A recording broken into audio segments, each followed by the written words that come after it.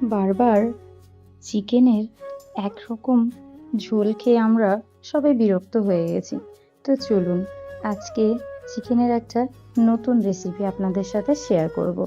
নমস্কার বন্ধুরা, আমি কিশোরী। আমার আরও একটি নতুন ভিডিওতে আপনাদের সকলকে জানাই ওয়েলকাম।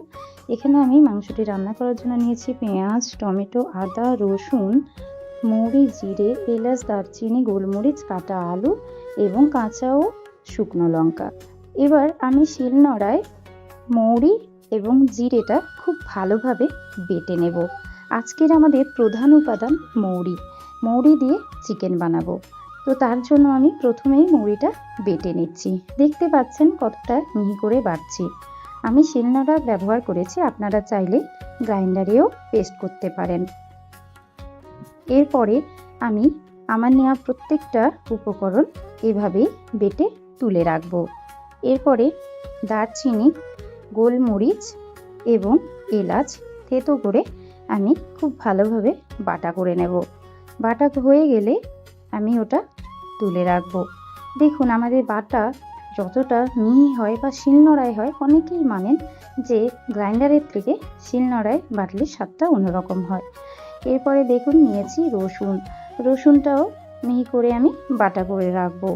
তারপরে বাটবো আদাটাও একইভাবে বাটা করে নিচ্ছি। এবার আদা বাটা হয়ে গেলেই আমি এখানে বেশ কয়েকটি শুকনো এবং কাঁচা লঙ্কা আগে থেকে ভিজিয়ে রেখেছিলাম। শুকনো লঙ্কাটা ভিজিয়ে রাখলে বাটা খুব সুবিধা হয় এবং খুব প্লেন হয়। এবার আমি এটি বাটা করে তুলে রাখবো। এরপরে আগের থেকে আমি 1 কেজি 250 গ্রাম চিকেন ধুয়ে রেখেছিলাম। তাতে লবণ, হলুদ ও সরিষার তেল দিয়ে ম্যারিনেট করে রাখলাম। এরপরে কড়াইতে তেল দেব। তেলটা গরম হয়ে এলেই আমি আলুগুলো ছেড়ে দেব। দেখুন, এই রেসিপিটা আপনারা আলু ছাড়াও তৈরি করতে পারেন। আমি একটু বেশি আলু ভক্ত, তার জন্য প্রত্যেকটা রেসিপিতে আমার আলু দেওয়া লাগে। তো এটাতেও দিয়েছি আলুটা লাল লাল করে ভাজা করে তুলে রেখেছি। এরপরে ওই তেলেই দিয়েছি তেজপাতা গরম হয়ে গেছে। এরপরে দিয়েছি পেঁয়াজটা ঠিক এভাবেই ভাজা করব। বেশিটা ভাজলেও ঠিক লাগবে না, আবার কম ভাজলেও ঠিক হবে না। এরপরে আদা রসুন দিয়ে একটু কষিয়ে নিয়েছি। তারপরে দিয়েছি মৌরি ও জিরে বাটা। তারপরে এখানে লঙ্কা বাটাটা দিয়ে দিলাম। লঙ্কা বাটা দেওয়ার পরে বেশ কিছুক্ষণ কষাবো। তার সাথে দেব গোলমরিচ বাটা। এবার গোলমরিচ, ধনে একসাথেই আমি ধনে গুঁড়ো যে ভিজিয়ে রেখেছিলাম একসাথে করে দিয়েছি।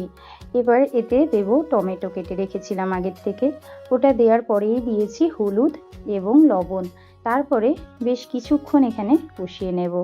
বাটি ধোয়া জল ছিল, সেটা দিয়েছি। আগেকার মানুষদের বলতে শুনেছি মা ঠাকুমার কাছ থেকে যে বাটি ধোয়া জলটা দিলে নাকি তরকারির স্বাদ দ্বিগুণ হয়।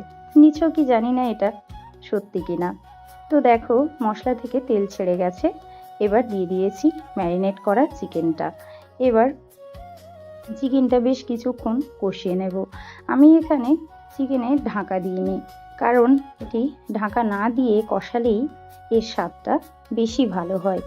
এবার বেশ অনেকক্ষণ 15 থেকে 20 মিনিট চিকেনটা কষিয়ে নিলাম। তারপরে দিয়ে দিলাম আলুটা দিয়ে আরও কিছুক্ষণ কষিয়ে নেব। এবার আমার চিকেনটা প্রায় রান্না হয়ে এসছে। এরপরে ওতে আমি সামান্য পরিমাণে জল দেব। দিয়েছি দেখুন এখানে 1 বাটি জল। জলটা দিয়ে কিছুক্ষণ আমি এটা ফুটিয়ে নেব।